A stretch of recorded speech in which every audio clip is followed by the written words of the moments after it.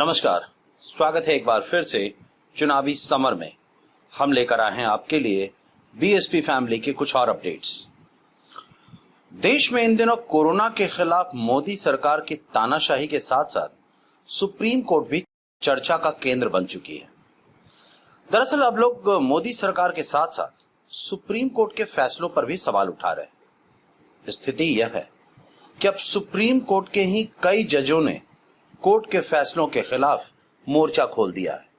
इसी कड़ी में अब सुप्रीम कोर्ट के जज जस्टिस दीपक गुप्ता, जो 6 मई को रिटायर हो गए, उन्होंने आखिरी दिन न सिर्फ कोर्ट की न्याय व्यवस्था पर सवाल उठाए बल्कि कोर्ट पर बड़ा आरोप भी लगाया।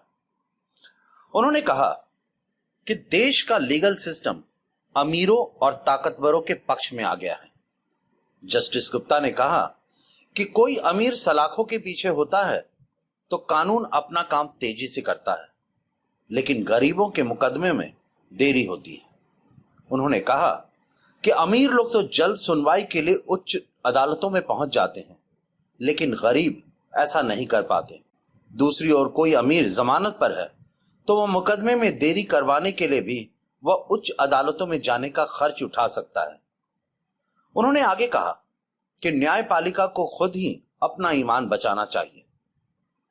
देश के लोगों को जुडिशियरी में बहुत भरोसा है, लेकिन वकील कानून की बजाय राजनीतिक और विचारधारा के आधार पर बहस करते हैं, जो नहीं होना चाहिए। उन्होंने कहा कि संकट के समय, खासकर अभी जो संकट है, उसमें किसी के संवैधानिक अधिकारों का उल्लंघन नहीं होना चाहिए, लेकिन गरीबों के साथ हमेशा ऐसा ही होता आया है। जस्टिस गुप्ता ने कहा कि उन लोगों की आवाज नहीं सुनी जाती, इसलिए उन्हें ज्यादा भुगतना पड़ता है।